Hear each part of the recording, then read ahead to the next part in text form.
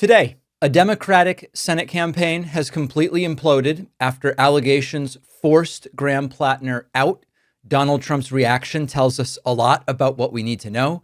And then Donald Trump's prized new Air Force One, a gift from the Qataris, becomes a global embarrassment after Trump abandons it amid security concerns and comments about assassination, but then switches back to the plane after wasting a bunch of our taxpayer money flying around on multiple planes.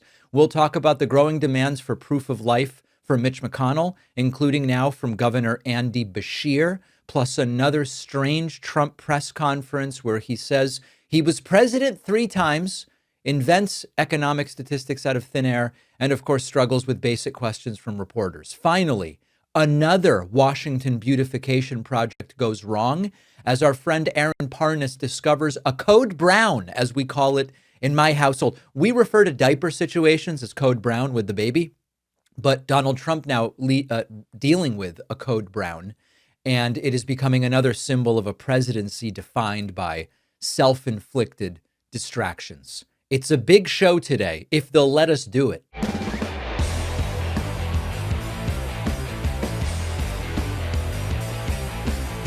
Democratic Maine Senate candidate Graham Platner has ended his campaign. This is going to be one that, I don't know, I think a lot of people need to hear, but we want to be careful. We want to be thoughtful. We want to be precise so that we don't have another screw up like this again. Now, Graham Platner announced that he was departing the campaign with an 11-minute video. I've got to tell you, 11-minute video to basically say, this has turned into a disaster and I have to end. I don't know, guys. Graham Platner posting, my name might be on the ballot right now, but that ballot line belongs to the people of Maine. The video, along with that post, it starts as follows, and then we'll talk about it. Hey, everyone. It's Graham Platner here. I think as many of you know, over the past couple days, I have faced some very serious allegations, and I just want to make it clear. This is all false. The things that have been claimed did not happen. It's not real. It has placed an immense amount of weight on me as I think about what needs to happen now. Amy and I are regular people. We were not looking for this experience. We were not looking to get into politics. By the way, that's an important line because in a moment I'll tell you that it was essentially Ivy League consultants who said, hey, let's put Graham Platner in politics. It's interesting that that is something he says. We had no desire to run for office. I just want you to think about like what you would do as a regular person in a position where a much larger world, large forces were working against you personally to accuse you of the worst thing that a person could do, and it was not remotely true. I learned about this through press inquiries. All right. I'm not going to play the whole thing for you. The 11-something minute video is out there if you're interested in it. This is sort of a strange video to me, I have to say. Graham Platner doesn't take responsibility for anything. He foments conspiracy theories saying bigger forces are at play here, when I think the reality is this guy wasn't a good candidate. Nazi tattoo, which he, I think, was dishonest about knowing the provenance and meaning of, and there are a number of allegations suggesting that. 8-year period during which he's posting racist and misogynistic things to Reddit, multiple allegations from women up to and including rape and taking off condoms during sex. And I think that that's what this is really about. And I really do think the left has to learn from this. You know, it's become popular to talk about how we can't let the consultant class pick our candidates anymore. The consultant class created this campaign. Consultants from Yale literally went to Platner and said, hey, we want to run you as the working class hero. We're going to develop scripts. We've cross-referenced main donor information with populist language, and we're going to do it all. We'll do it. But you don't have skeletons in your closet, right? And he said he didn't, but of course he did. And consultants vetted him of a disastrous vetting. I guess they call it a light vetting. And the consultants and strategists that we've been told by the left we have to be skeptical of said, hey, this is going to be the guy. And that's the way it ended up. Ivy League consultants picked Platner, and we're supposed to be getting away from that. And this is where we land. Now, do I think Platner did it, the stuff he's accused of? I mean, yeah, probably. Like, we've been talking for a decade about we believe the women. And now all of a sudden we're not supposed to? I mean, I don't know, guys. Not to mention that I think if he truly didn't do it, you stay in and fight. And I know that it said like, no, listen, when the entire framework comes in and attacks you and you know they're going to bury you, and Democrats have to pick better candidates. I think that that's what it has to be. Ex-girlfriend says he raped her. That's a recent allegation. 3 ex-girlfriends say he was toxic. 1 said Platner removed condoms without her consent at least 6 times. That same woman, Lindsay Fiffield, said he twisted her arm behind her back, shoved her into a bedroom, and prevented her from leaving, and told her he fantasized of killing and raping people that he views as threats. The Nazi tattoo, which he said he knew nothing about, but there's conflicting information about that. The history of the racist and sexist comments for 8 years. I mean, come on, guys. Now, there is one funny moment in all of this, which involves Trump. Trump asked about the Platner allegations, and he goes, listen, a lot of women lie about this sort of stuff, as he claims that like 46 women have lied about him. It very, very sort of it's too on the nose. As I call it, the Democrats. Democrat. Speaking of Democrats, do you think that the Democrats should be able to pick a replacement for Graham Platner? He's had all these new allegations that have come out. Now Democrats are talking about picking a replacement for him. Should they be able to do that? They're picking what? A replacement for Graham Platner if he steps out of the race. So he won the primary. And now there's these new allegations. It's very hard for them to do. And it's really a question of whether or not you believe the woman. A lot of people say big falsehoods.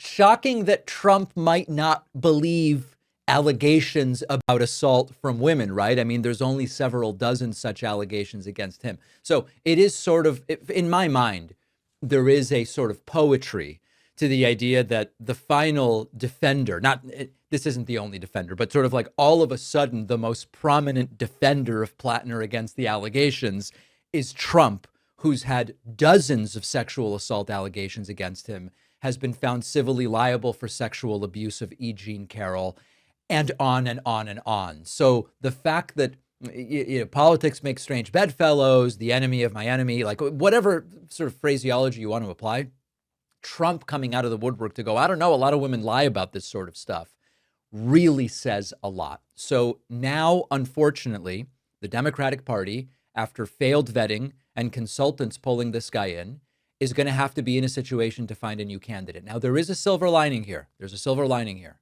which is that if you look at the betting markets for what they're worth, okay, well, I'm not saying they're worth more or less, just for what they're worth, confidence that the eventual Democratic nominee will defeat Susan Collins has gone up in the betting markets since Graham Platner said, I'm getting out. So if there is any silver lining, it's that maybe Susan Collins is more likely to be defeated now, but it's going to depend on who ultimately replaces Graham Platner. Donald Trump is abandoning his new plane in Europe because he's worried Iran will kill him by shooting the new plane down that he got from the Qataris. Except at the last second, Trump did the old reverse switcheroo. Who hasn't switched between their 747s after avoiding certain airspace? Very relatable. And they did a little switcheroo in London. So let me sort of build it all up for you. Donald Trump unveiled, Qatar gave me a beautiful free plane, few $100 million in taxpayer money to retrofit it to be appropriate to be a presidential transport plane, but free plane, beautiful plane. The plane symbolizes strength and luxury and the greatness of America, even though Qatar gave us the plane. I don't know. And it has become one of the most kind of bizarre self-inflicted political headaches of Trump's presidency because Trump announced, I'm not going to fly home on this thing. Trump flew out to the NATO summit on the plane, but then he said, oh, I don't know about this. There are a lot of people who would like me dead in Iran. Now, officially, Donald Trump said, here's what I'm going to do. I know there are a lot of our troops in Europe who really want to see this plane. Are there? I mean, I don't know. Maybe there are, maybe there aren't. But it's sort of strange to say, we're going to send my plane to Europe just so troops can look at it.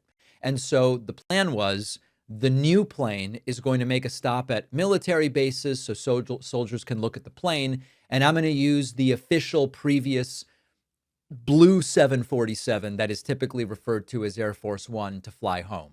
Now, the explanation sounded a little strange. And there is another part of the story, which is that a reporter asked Trump, does this decision on the plane have anything to do with threats from Iran? Because Trump mentioned a couple times during the NATO summit, you know, I've been lucky with the assassinations, but that only lasts so long. A lot of people want me dead. So here is Donald Trump answering that question. Were you aware of any credible threat by Iran against Air Force One? I have a threat all the time. I'm number one on their list before you. But if I go, you go. Right? But was there a specific so perhaps someday you want to change professions. So let's connect a few dots here. Just before this, these reports came out that the Secret Service was advising Trump, don't fly on the Qatari plane now because it doesn't yet have all of the defensive capabilities of the current Air Force One fleet. And the new plane lacks some of the sophisticated missile detection systems, some of the countermeasure systems that existing presidential planes have. And maybe the new Qatari plane is better for domestic travel. You don't necessarily want to fly out of the NATO summit from Turkey on that plane. And that really seemed to be billed as the reason. That really seemed to be the underlying reason that Donald Trump was saying, I'm not going to fly home on the new plane. He is going to go on his old plane, which is safer. Trump is worried. He's terrified Iran is going to try to knock his plane out of the sky. And ultimately, he ended up doing a switcheroo where in London, he got back on the original plane, the Qatari plane. And the video of this is truly bizarre because you see Donald Trump getting off of the blue 747 that we know of as the traditional Air Force One. Remember, Air Force One is any plane that Trump is flying on. But I think most people understand when I say Air Force One, I'm talking about one of the two blue 747s. And he comes down off of that plane. And then as we move the video forward, which I'm showing people, you see that then Donald Trump starts walking over to the Qatari 747. What a pathetic waste of resources and taxpayer money. You know, when Trump got this airplane, of course, he goes, it's free. It's such a beautiful gift. They're being really good to me. It's beautiful. It's magnificent. It's a phenomenal plane. And then people like me who were questioning accepting a $400 million luxury jet from Qatar were laughed off by MAGA. This is an incredible deal. This is saving taxpayers' money. And look at where we end up, where Trump flies overseas on his new plane. And then because of fears of getting shot down and shot dead, he transfers to another plane to come home. But all of these planes were flown out and they're being flown back. We're just wasting twice the jet fuel and resources. It's crazy. And Trump is talking about, oh, I'm Iran's #1 target and everything's totally normal, but like I'm going to switch planes now multiple times because of the threats against me. This is exactly why so many people warned against taking a donated plane from Qatar and making it the presidential transport. Now, I'm sure they're going to say, you know, once we install all of the stuff on it, it's going to be just as safe and it's going to be perfect. But all of that stuff is going to be installed using my taxpayer money and your taxpayer money. Air Force One should never be the story. It's supposed to be transportation. But we have a president who's accepting planes from foreign countries, spending weeks promoting airplanes, staging unveilings, endlessly talking about how beautiful this is. The plane is supposed to safely transport the president so that he can go and conduct the tasks of being president. And of course, Trump can't even do that. He took the new Qatari plane to the NATO summit, fell asleep multiple times, referred to President Zelensky as President Putin, said that the Islamic Republic of Japan sent 111 missiles at an aircraft carrier of ours, referred to the Obama JCPOA as the Obama JCPOC. So not only was the transportation ridiculous, what he did when there was also completely ridiculous. At the end of the day, this never should have happened. We all knew it never should have happened. Trump should say, you know, I love the generosity, but we have perfect planes. We're working with Boeing to develop a new Air Force One, if they still are. That may have been abandoned. I'm not even sure. But we're going to stick to the planes that have not been in the hands of potentially adversarial foreign nations for years. We'll stick with our planes. Now, there's one other thing that is catching my attention here, which is that over the last 24 hours, multiple times Trump returned to this idea that he might be assassinated. Iran wants to do it multiple times. He said, I'm Iran's number one target. I've gotten lucky with assassination a bunch of times, but that doesn't ever last forever, and I may be gone too. Threats against presidents are taken very seriously, and they should be. Every president receives threats. Security planning is a major part of the job. They brought personal toilets to collect Trump's feces on the trip for fear that his biological waste could be used to figure out stuff about Trump's health and what medications is he on and all this other stuff. They're taking every single kind of precaution. But when the president is regularly raising the possibility of his own assassination while changing around travel plans involving a highly publicized new aircraft from a foreign nation, this is absolutely insane. And so accepting this plane, which was, I guess, supposed to project strength or servitude to Trump, it's become a source of confusion.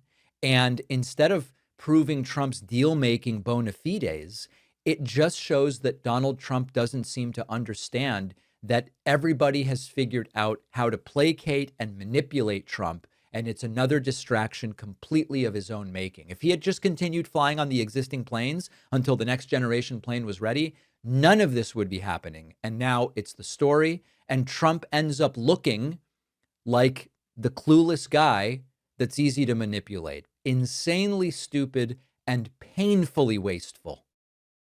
Most of my work is not just what happens on camera. It's the prep, the calls, meeting with my team, figuring out what ideas do we want to produce. And this is why the Plod Note Pro has been so useful for me. They're one of our sponsors. The Plod Note Pro is about the size of a credit card. It's thin enough to slide into a wallet.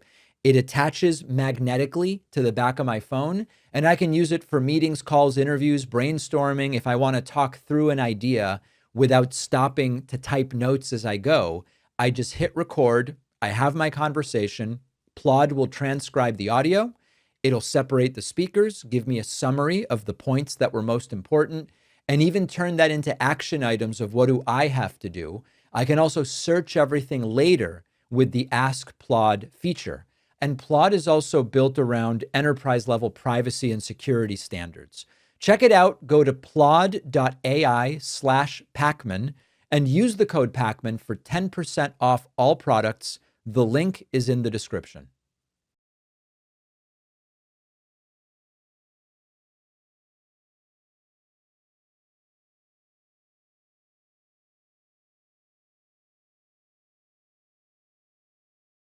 Which it's happening. Officials are demanding proof of life from Mitch McConnell. They're finally doing what so obviously needs to be done. Let me catch you up. We have been covering this for weeks now, and it's been a very simple question. Where is Mitch McConnell? Senator Mitch McConnell is still a sitting U.S. senator. He holds one of 100 seats in the Senate. He's one of the most powerful people in the country. He chairs the key appropriations subcommittee, and he has now been hospitalized for nearly a month while the public has gotten no meaningful information beyond he's recovering, he's working with staff, and over the last 48 hours, partially because of my reporting, a bunch of people have come out and said, I spoke to him for 20 minutes. And this just isn't enough. And we now finally have someone in elected office, of an important person to Mitch McConnell, saying we need proof of life. Kentucky Governor Andy Beshear, who's been on this show, I've been on his show, he's a good guy, straight shooter. Andy Beshear has now demanded that Mitch McConnell provide an update on his condition. He put out the following letter. Dear Senator McConnell, over the last several weeks, Kentuckians have grown increasingly concerned about the current state of your health and well-being and ability to hold office in the United States Senate. As governor, I request that you fully update Kentuckians regarding the current status of your health. As public office holders, we have made a commitment to our constituents to do our best to represent them and to always be transparent. I believe this requires clear communication about one's ability to serve. We wish you a safe and speedy recovery.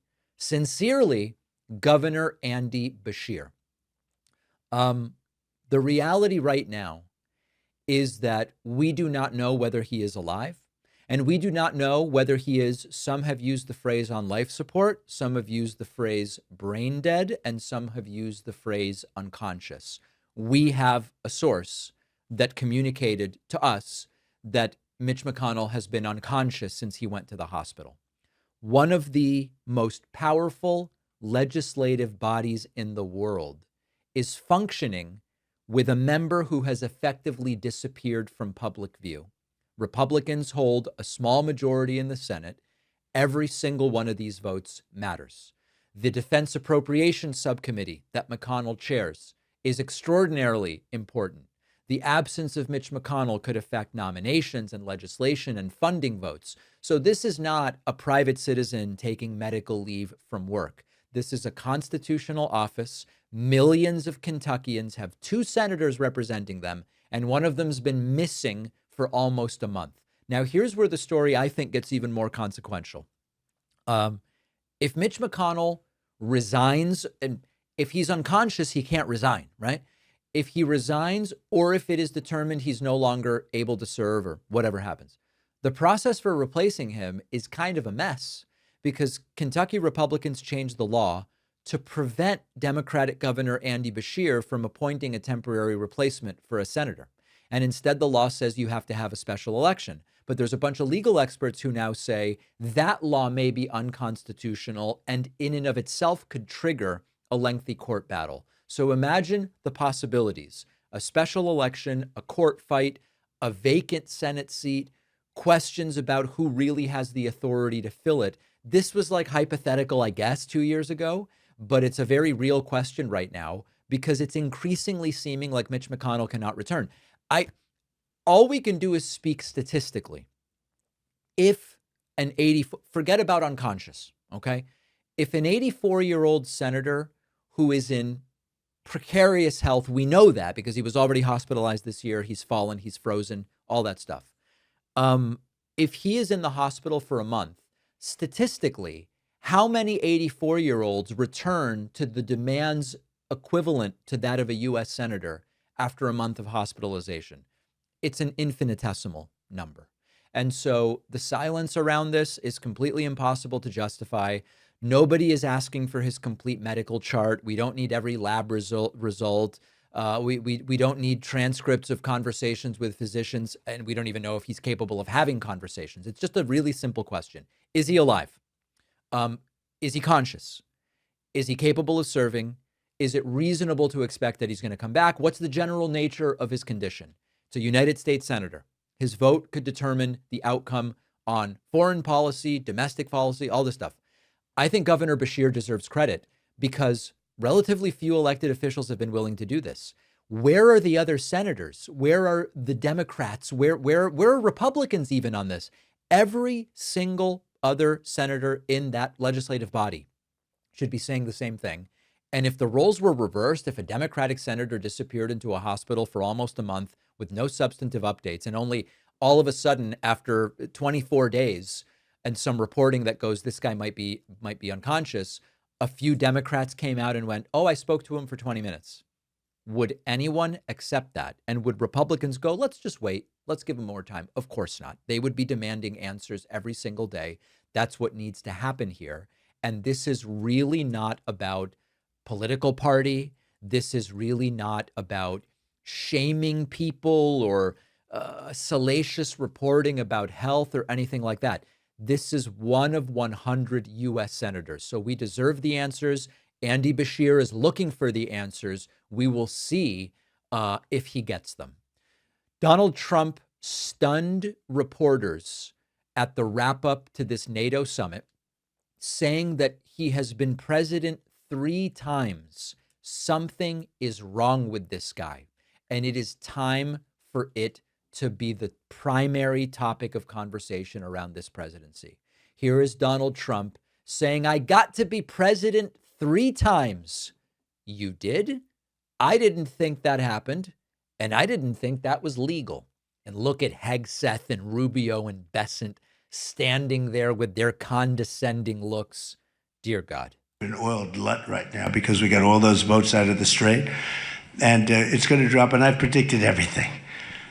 I've been right about everything, and I have been for a long time. That's how I got to be president 3 times. That's how I won 3 elections. I did very well in the second one, won it. It was a rigged election, but I've been right, and an oil glut right. What on earth is this guy talking about? Non-compos mentis is not a joke, folks. He doesn't have the cognitive fitness to do this job. If this is the number one way to evaluate candidates or presidents, which they said it was when Joe Biden was the president, how can we not say that this is a red alert moment? I was president 3 times. Yesterday, he said that the Islamic Republic of Japan sent 111 missiles at an American aircraft carrier. He said to President Zelensky, President Putin, multiple times. But remember, once Joe Biden looked off stage and it didn't look like anybody was there. And then Jake Tapper wrote a book about it. Come on, guys. Come on. Donald Trump says that he's brought in $19 trillion in investments. $19 trillion. 1.5 years. Those numbers won't come out for a little while.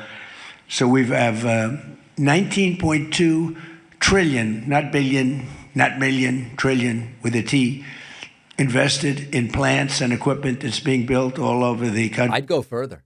He's got cajillion dollars. This is a completely made up number. It's a completely made up number.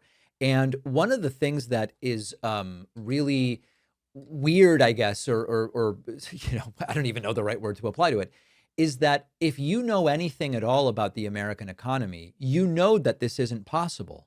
The GDP of the United States is $32 trillion. Donald Trump wants us to believe that he has brought in 19 trillion, some 60% of the entire GDP. It doesn't make any sense. That would put our GDP above $50 trillion. And it's not. GDP has just been slightly up and down. You have to believe that the money came in, but is somehow completely invisible. Donald Trump is asked about the war with Iran. And the question is premised on the idea that the war with Iran seems to be starting again. And Trump goes, no, it's not going to start again. It's going to go very quickly. But if it's not starting again, what is there that would go very quickly? It doesn't make any sense. Media, Tunç Akkoç, Türkiye. Mr. President, it seems that the war with Iran may start again. What do you expect from your European allies? I don't think it's going to start again. I think it's going to go very quickly. They hit a couple of ships, and so we hit them much harder. When they hit, we hit 10 times harder. We hit much harder than they do. We have a lot better equipment than they do. So it won't start again, and when it does, you will end it quickly. Got it. We may even, somebody asked before, do you think you'll hit them tonight? I said, we might. Yeah, we might. But when they hit, we hit. It's what we use their language. We speak their language. No, I don't think so. I think anything that happens is going to be over very quickly, and we'll only make it safer, including for oil. Oil is going to be. The more bombs that fly, the safer it is. It's so safe, Trump decided to abandon his new plane for fear it was going to get shot out of the sky. That's how safe it is. Be very free, very easy, and it's going to happen very fast. This entire gambit is so devoid of serious geopolitical objectives because nobody's even talking about the objectives anymore. If pressed, Trump will go, Iran will never have a nuclear weapon. But the objectives have essentially evaporated. I'm starting to wonder, like, is this blatantly a money laundering operation? Is there some completely different, like, I know that Trump often is motivated by, I want to see big and strong and for people to be scared of me and for me to be respected and all this stuff. And as we've said before, people thinking that you're unstable and being skittish about that doesn't mean that you're respected. But put that aside.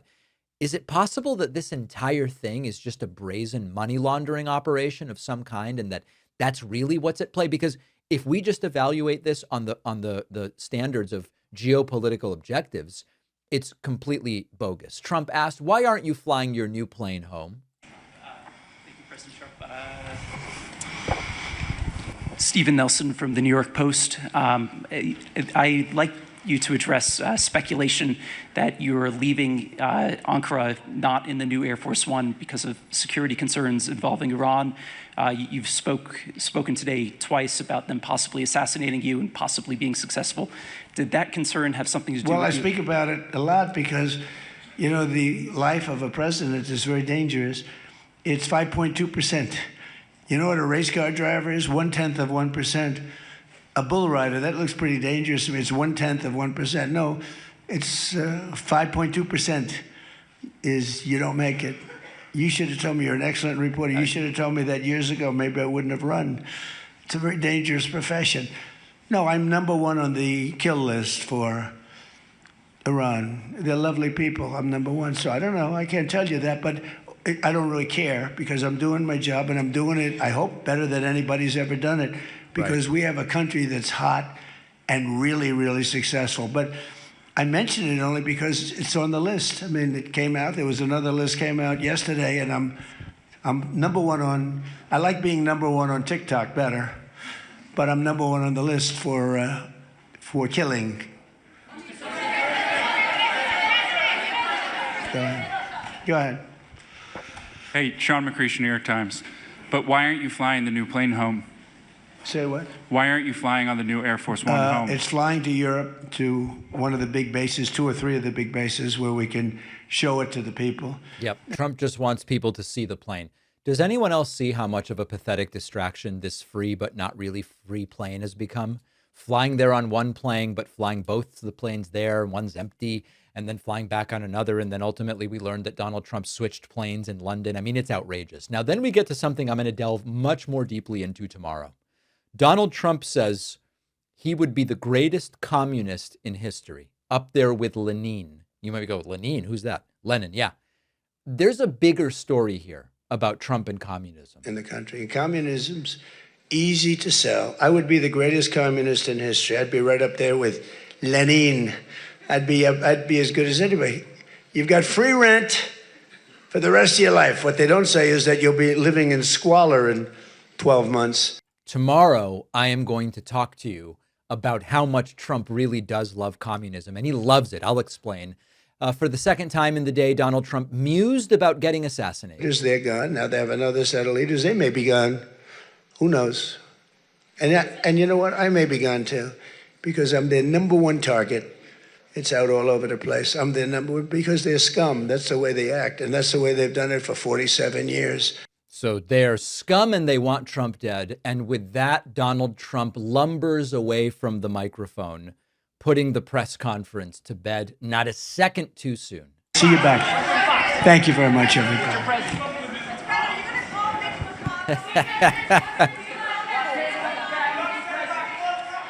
I am ready to declare, in no uncertain terms, Donald Trump should not be doing any more international trips. He can't do it, and it becomes a global embarrassment every single time that he does. Agree with me, disagree with me, let me know in the comments, and I will remind you that limited signed copies of my forthcoming book, Pay Attention, are available. It is almost certain that, like they did with my first book, this Trump administration is going to try to kill this second book. And I will be giving away, there is one copy of the book on my shelf behind me, which you can see. This is copy number 1. I will be giving away this copy to one person who pre-orders any version of the book. If you pre-order the audio book or the Kindle book or the hardcover book, signed, not signed, no matter what, If you want this, I will dedicate it to you and also send it to you with the #1 numbered copy of my first book, The Echo Machine. It'll be a package of both. I'll dedicate them to you in a beautiful love letter, like Trump likes to say. Simply submit your pre-order screenshot to info@davidpakman.com. Somebody will get it. Lucky, unlucky, depends on your perspective. The David Pakman Show is an audience-supported program, and the best, most direct way to support the show is by becoming a member at joinpakman.com. You'll get the daily bonus show, the daily commercial-free show, and plenty of other great membership perks. Get the full experience by signing up at joinpakman.com. Well, welcome, everybody. It's great to be speaking today with Katie Phang, who is an independent journalist, a trial lawyer, and also host of the Katie Phang News Channel. Katie, so good to talk to you. I really appreciate your time. Oh, no, David, thanks for having me. And I was saying before you and I hit that live button, it's overdue. It's long overdue for you and I to hang out. Very much overdue. Very much overdue. Tell me, the transition from legacy and corporate media to independent journalism. What's the good, the bad, and the ugly? Like what's been great, but also like what are some of the differences that maybe are challenges in making the transition?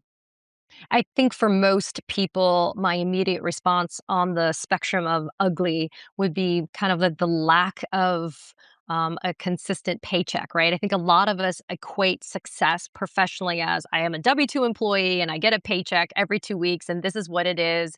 And that's good. And the predictability is very reassuring. But going to the other end of that spectrum of what is great, even though there may be this uncertainty that you don't work for corporate media, big, company anymore. I can now chase down what I think is important. And for me, I think a lot of things are important and I have a lot of different interests. And the fact that I get to lean into all of the things I think that makes me who I am, and I don't have somebody either judging it or telling me to watch your tone, which I got a lot of when I was in mainstream media. I can just be who I am. And I literally am what you see here is what you would get if you were hanging out in my living room, which happens sometimes when I do join from my home. The other kind of cool thing is that, especially here at Substack, there's no judgment, right? Like we come, we hang out, we talk, we share our thoughts, not always agreeing. It sounds like a family, in my opinion. It sounds like Thanksgiving dinner. And so I love that because I'm also learning so much from other people in being able to do stuff on an independent media platform. And then I think the final part of my answer is I would never have been able to sue Todd Blanche if I had still been in my traditional role in mainstream media. And so that really is the most kind of freeing option to be able to chase down, again, the things that I think are incredibly important for not only me, but for the public at large. One of the things you've spent time investigating and reporting on is the Epstein files. And I was reading, I don't remember if it was one of your Substack posts or maybe it was an interview you did where you said that you believe even the redactions from the most recent slate of files, that those redactions shouldn't have been done, that those are illegally done and they're not in compliance with the Epstein Files Transparency Act. Can you explain why that's your belief? Because we cannot believe, which is just galling in and of itself, our Department of Justice anymore. Any presumption of regularity, which is a phrase you hear often used by me and other lawyers and legal analysts, especially, on when we have discussions about what is happening in our country right now. There used to be a time when, frankly, any lawyer understanding what their oath is, um, and what their professional responsibilities and their ethical duties are, if they said something, you would presume that that was accurate and true. But we know that the Department of Justice has been weaponized in a way to serve only one client, and that's not the United States and its people, it's Donald Trump. So anything that has been released by the DOJ empirically has been shown to either been done improperly or illegally. And part of my lawsuit is a special master appointment. Why? Because we need somebody who can actually call balls and strikes here and can actually hold to account the Department of Justice when they make a representation. It's not for me to litmus test the truth. It's for a special master to come in, especially because a judge is never going to have a time to go through all of the documentation, but a special master could. And they've used special masters in those capacities before with voluminous documents in big cases. And the same thing would apply here. A representation is made by the Department of Justice. A special master would sit there and in the privacy of that special master's, world, they would test that credibility by determining whether or not it was supposed to be redacted or not, and then they would make a report and finding to the court. And it's amazing because I've been telling people, David, I only want the Department of Justice to follow the law. I'm not asking for anything more than that. And I'm also not going to take anything less because you and I have to follow the law. So why shouldn't the Department of Justice, specifically Todd Blanche, have to do the same? Is there any justification for redacting names of alleged perpetrators? Because my reading of the legislation was redactions to protect the identity of victims, but I didn't see anything in there about protecting alleged perpetrators, even if it's some of these documents are really just allegations. It's authorities interviewed someone said something. There's the yacht story from off of Lake Michigan. There's the nipple story. These are allegations. But I didn't see anything in the legislation that said that the names of potential or alleged perpetrators can be redacted. Would there be any legal basis for that part? No, in fact, in the Epstein Files Transparency Act, it explicitly does not allow to spare somebody from public humiliation or embarrassment just because their name appears. And let me be clear, there are some pretty wild and outrageous allegations that are currently existing in the version of the DOJ files that have been released so far. Yep. My job is not to be law enforcement. In fact, the FBI and the DOJ and other various law enforcement agencies have failed victims and survivors over the span of decades when it comes to this particular issue. But no, I'm not here to be judge, jury, and executioner. I'm just here to say, let it all out and let other people either chase investigative leads, including law enforcement if they're not time barred anymore, or let people in the public use their critical thinking skills to be able to do so.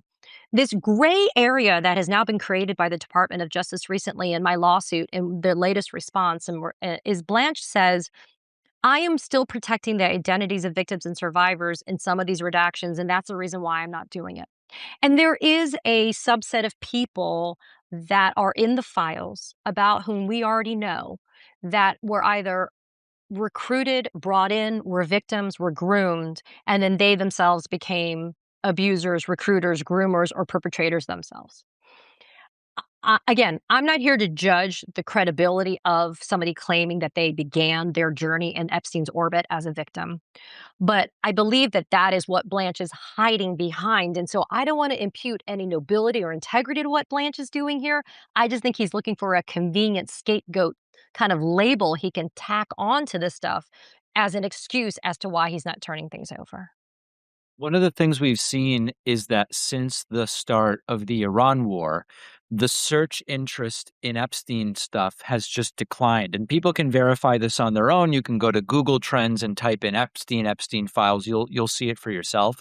I don't think that was a calculation. I don't think Trump said, hey, I want to take attention off of Epstein. Let me start a war. I think his reasons for starting the war were terrible, but they were different. One of the things I'm wondering, though, is do you think that what needs to happen for the Epstein files to be back in the news the way they were, I guess is my question. Because at this point, I don't think that if the Iran war does wind down all of a sudden, that the Epstein files come back as a point of central interest. I think that it is diminished for a number of reasons. What would it take to bring it back? Well, I think Trump is a beneficiary, though, of Yes. our attention being distracted from the Epstein files. And I have said repeatedly that I think the Epstein files themselves are the Achilles heel for Donald Trump and much of this administration. It is my pursuit of always having it be top of public discourse, and the reason isn't the horrific nature or any type of seedy nature of what we're reading and what we're learning as we learn more. It speaks to the bigger picture of corruption, and it speaks to the bigger picture of inequity and inequality, and a phrase that's elite impunity is one that I've kind of latched onto recently. This double standard that applies, that is a huge kind of brand for the current administration. And it's something that we've seen happen historically, but I think the people have now said, we don't want to deal with this anymore. We actually want to make sure that right means right because it's been perverted along the way. And so part of what we do is, I, at least, always continue to amplify the stories of survivors and victims, and not even just in the Epstein orbit, people that have been victims of sex trafficking or any other type of abuse. I also believe that my lawsuit has always been garnering and continues to garner attention because I'm not suing Trump and I'm not suing the Department of Justice. I'm suing a man called Todd Blanche, who next week is going to go before Senate Judiciary because he wants the permanent job of being the most powerful law enforcement officer in our country. It's what's important for people to remember is Donald Trump can be a horrible person in and of himself, but he cannot go and investigate somebody. He has to weaponize the Department of Justice and perhaps arms like the FBI and others to be able to do so. That's why he needs somebody like Todd Blanche. So the more that we talk about the weaponization of a federal agency and the risk of putting it in the hands of someone like Todd Blanche, and the more that I can talk about why that he doesn't have the integrity to be able to run that federal agency, especially when you consider what he's done with the Epstein files, we can always kind of make it come home to roost on these central concepts of corruption and power inequality. What do you make of the current state of the Supreme Court in the middle of all of this? Because in the aftermath of the decisions last week, there were some decisions that I guess you could say I, as a layperson, agree with, and some decisions that I disagree with. Fine. But even in the ones that I guess you could say went my way, the fact that there are justices willing to, for example, say, no, Trump can completely change the meaning of the 14th Amendment, for example. Like the right Yes. decision ultimately was reached. But there are these three justices, potentially four on different grounds, if you can include Roberts, who would have been happy to say, yeah, one of the pillars that this country was built on, we're happy to just kind of let Trump overturn it. That to me seems like a massive red alert here. I'm going to go even farther back in the kind of process and history here and say this. Birthright citizenship never should have been taken up by the Supreme Court in the first instance. And their willingness to take up that type of case shows that there's something deeply, deeply flawed about this current iteration of the Supreme Court of the United States. And the fact that you do have some justices that are like, yeah, maybe we can flirt with this idea now of doing away with an amendment that guarantees birthright citizenship. That is galling and yet not surprising considering the kind of downward spiral we've seen coming from these decisions. I had an incredible conversation with former commissioner of the FTC, Rebecca Slaughter. And, we were trying to reconcile and talk about how, you can keep Lisa Cook's job on the Federal Reserve, at least for now, right? But you can jettison Rebecca Slaughter on the FTC. And really, it's the almighty dollar that is making the world go round. And Federal Reserve is a lot more important than the FTC, although the FTC also deals with consumer protection and other things that deal with Americans at large. And I think to myself that there has been a run made on SCOTUS for powers that are like the Federalist Society, that are Leonard Leo, that are Project 2025. And they have been making all these emergency applications to the Supreme Court at numbers that have never been seen before because they know that they have right kind of for the picking justices that have been waiting in the wings for these types of cases to be teed up for them, which is just kind of the culmination, I think, of decades of long-term planning on the other side. And that's why I always tell people things like the overturning of Roe v. Wade through Dobbs was a slow train a coming. It was not something that just happened overnight. And the erosion of civil rights when it comes to voting, when it comes to other incredibly important civil rights issues, we shouldn't be surprised because they have been chipping away at it for years. So it ultimately boils down to voting has consequences. If you're not in a position to make an appointment of a Supreme Court justice because you never got elected into that office, great. Then we're in a better place. If you're not able to sit there and be elected to the Senate and sit on the Senate Judiciary Committee and get judges through and then do successful things like Mitch McConnell, who's still MIA, right? Like if you're not able to do that because you never got elected to be a United States Senator, then we're in a better place. So I think we always need to be mindful of how we got here. And that is why I look back and I say, they never had to take this case. SCOTUS never had to take birthright citizenship up. But they did. And they're like I said, they're laying in wait for these types of cases to percolate to the top. And I hope that, like, I've been trying to speak with my audience in a way that's not about admonishing people or shaming people, but just understanding that we would have Roe v. Wade if Hillary Clinton had won in 2016. And there were people who would write to me and who would go, yeah, Hillary and Trump, they're kind of part of the same elite circles, and I don't really think they're that different. And maybe I'll vote, but maybe I'll stay home or I'll write in someone or whatever. We would have Roe v. Wade right now. We would have a stronger Voting Rights Act right now if Hillary Clinton had been president. It doesn't mean that Hillary Clinton is God's gift to progressivism or she would have been perfect or anything like that. But the elections have consequences thing we have to remember, and this was a long time in the making. We knew they were going to go in this direction, and Trump got his 3 picks, and they did. So I think we should remember that as we think about 2028. Yeah, and listen, voter complacency, it's not a new concept. I mean, people always find an excuse as to why they won't be activated and engaged. But I think the good news is people have realized they don't have to take it. And part of change comes from learning more and being more active. And I think people are embracing that. And however you define your, active engagement, I don't begrudge you, right? Not everybody goes out in the street and protest. That may not be your jam. But I Yep. do think people are caring a lot too, because I spend a lot of time on my channel talking about local and state politics because, yeah, federal politics are important. But what impacts you on the daily basis is whether or not that pothole gets fixed in front of your house and whether your Right. kid gets to go to a school where my kid in public school down in Florida, I had to sign a permission slip for her to go to the Scholastic Book Fair because they didn't want to have liability at the Scholastic Book Fair if my kid was, quote, exposed to something like, I don't know, a woke literature.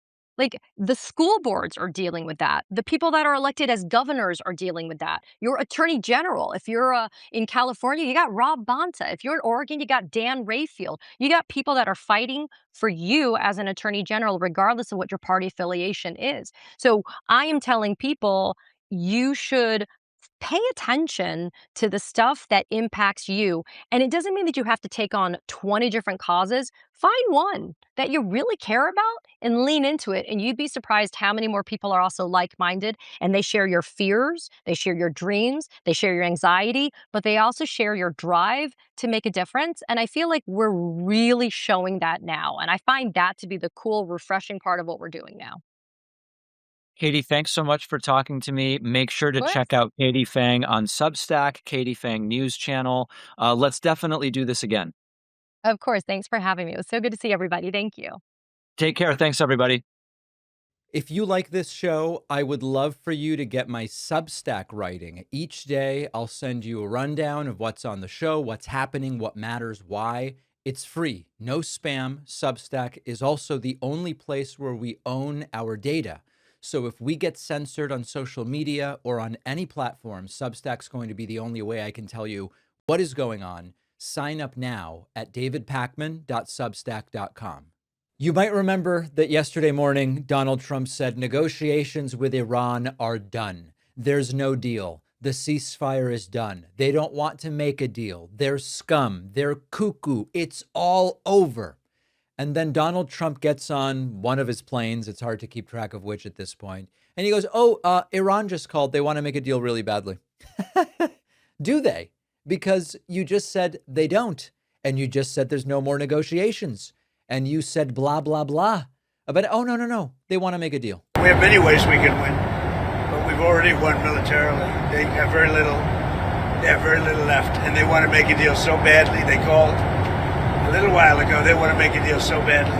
Do they? I just don't know if they're worthy of making a deal. I don't know that they're going to honor the deal. That's the problem. If they want to make a deal, why do you think they attacked commercial vessels? Because they're sort of crazy, to be honest with you. They're sort of crazy. They're a little bit out of control, but they want to make a deal. So within about a 6-hour period of time, Trump goes, these people can never be trusted to make any deals ever, and it's done, and they're cuckoo, and they're scum, and it's over. To these people are so dumb. I could get a deal today if I wanted one, but now I don't know if Iran is worthy of making a deal. These are all lies. I hope people understand that this is all Trump shooting from the hip. Now, there was a really interesting moment, where in the midst of this nearly month-long absence from Mitch McConnell, who's allegedly brain dead on life support, unconscious, and has been for 3, almost 4 weeks and isn't going to recover. That's one set of data. Trump is asked, have you spoken to him? And he goes, no. Oh, do you know anything about how he's doing? And Trump goes, I have no idea. Now, this was interpreted 2 different ways. Let's play it, and then I'll give you my interpretation. They're sort of crazy. They're a little bit out of control, but they want to make a deal. Badly. So, have you spoken to Senator Mitch McConnell since the hospital? No, I haven't. How's he doing?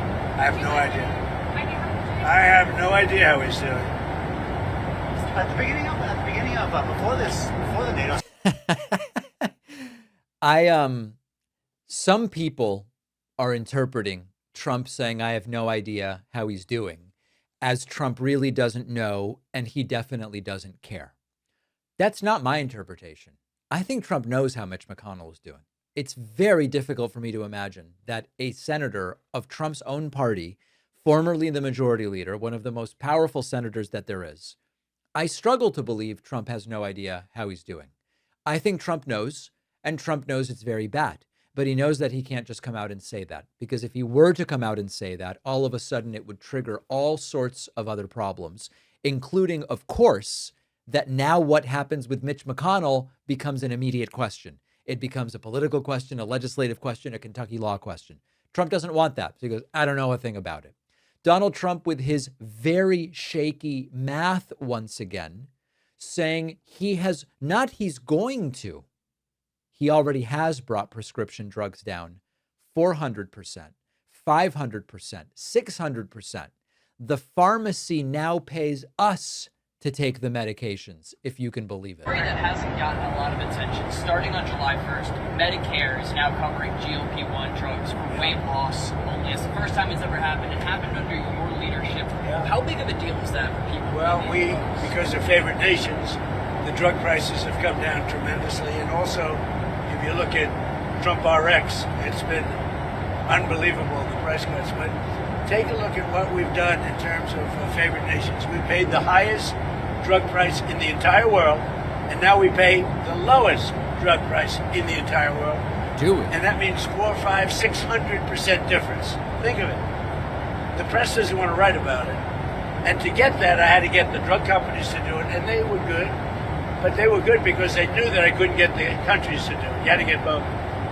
And I called the countries. I said, if you don't do it, I'm going to put a very big tariff on you. That's more money.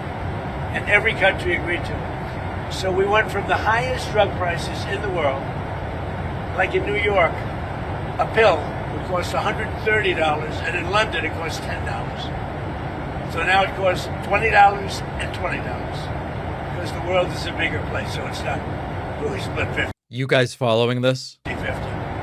So we got it down, and it's a great question because that should have a huge impact on healthcare because prescription drugs is a big price, but prescription drugs have come down 400 to 500 to 600% under Trump. And that alone should win us the midterms. Well, if you were paying people to take their pills, maybe that would win you the election. But of course, that's not what's happening. And prices are not down 400, 500, or 600%. We're just continuing to have arithmetic problems. We're operating on such a basic level with this president. Arithmetic problems is where we stand. Now, another big area of cost concern, he talked about prescription drugs, and his claim there is prices are down 600%. The other side is that housing costs are going down. Now, you might say, wait a second, are the housing costs going down because Trump signed that housing bill? No, he didn't. He refused to sign it, at least so far. Trump says that the reason housing costs are going down is we are sending illegals back to the Congo and Venezuela. This is not happening. And housing prices are not coming down. They're actually going up. They wouldn't sell them. So, any other questions? Yes, sir. A new Federal Reserve working paper came out, and it suggested that the illegal migration surge under Joe Biden caused housing costs to spike 30%. What is the lesson to be learned in that? What's happening is housing costs are going down and rental costs are going down because we're getting so many illegals out of the country. But Joe Biden raised the cost of housing by 40 and 50%. The cost of rental, because they were housing illegal aliens in all of those empty units, and now they're coming down because we're removing people that are here illegally, criminals from the Congo, from Venezuela. We love Venezuela. We love Venezuela. Maduro emptied out his jails. They opened up their jails, they let them in. But many countries did that. 25 million people. And I think we're getting most of the bad ones out and we start the process. But we've done very well.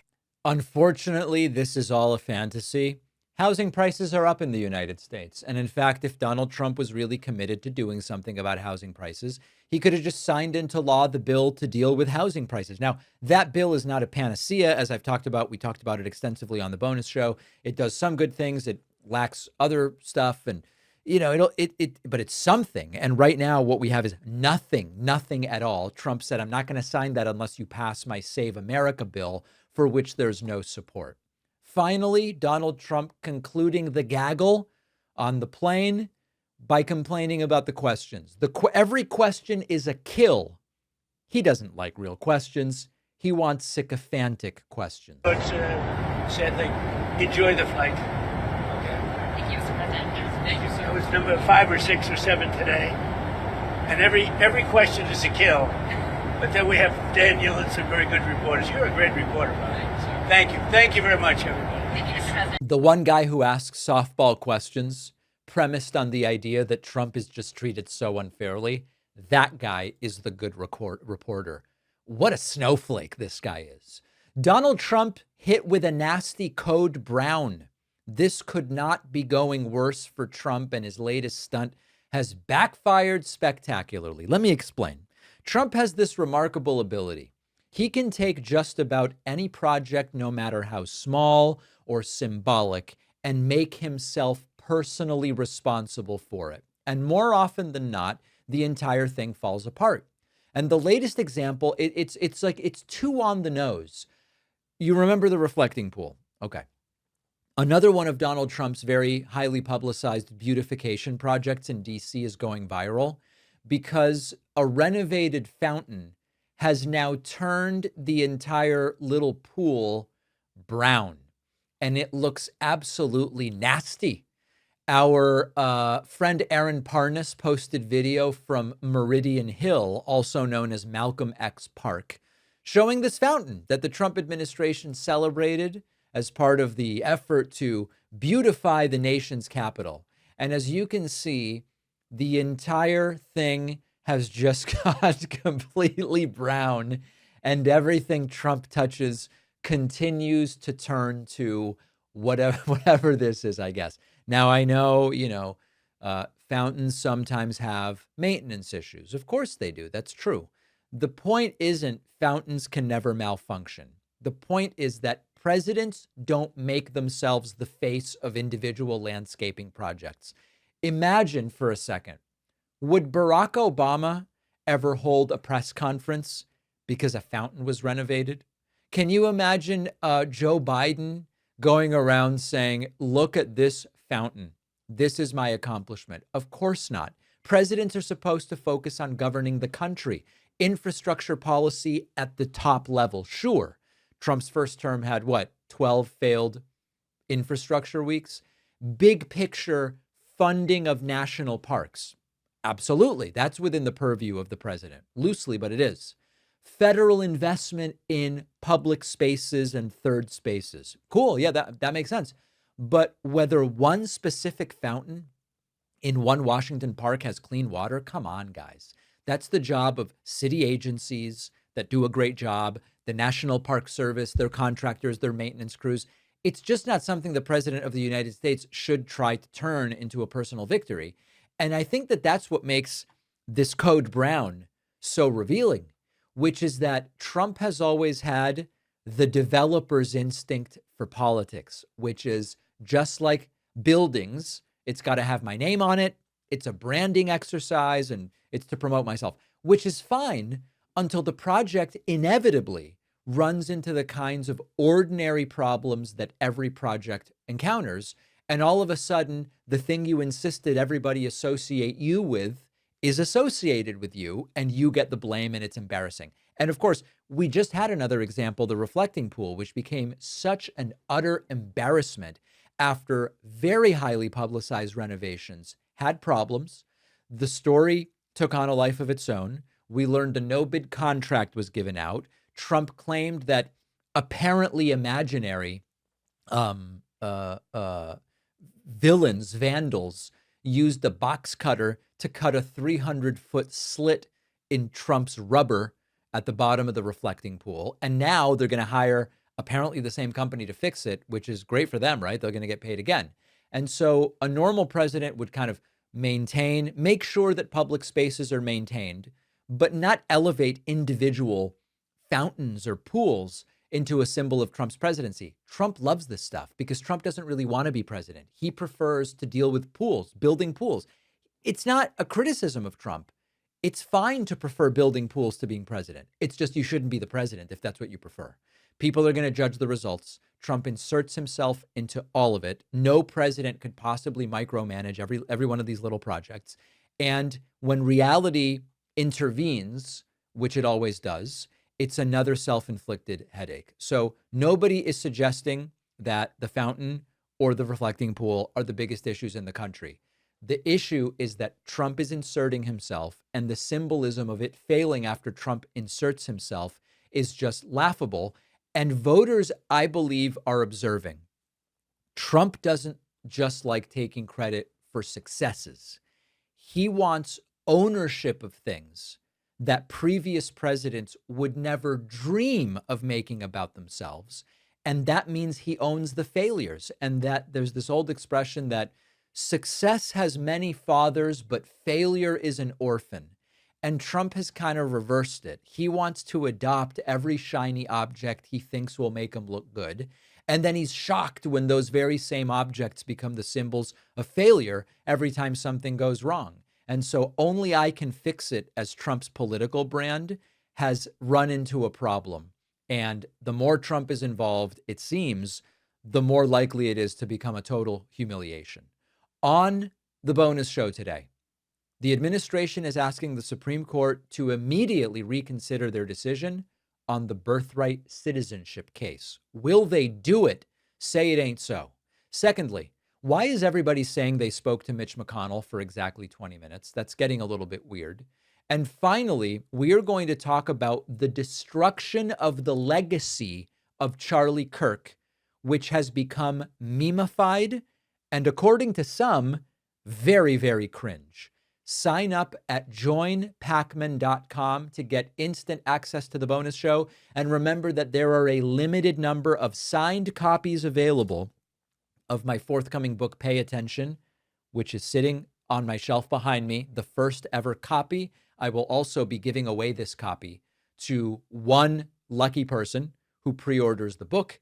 If you want to be in the raffle for the #1 copy, which I will dedicate to you, send your pre-order receipt or screenshot to info@davidpakman.com. I'll see you on the bonus show.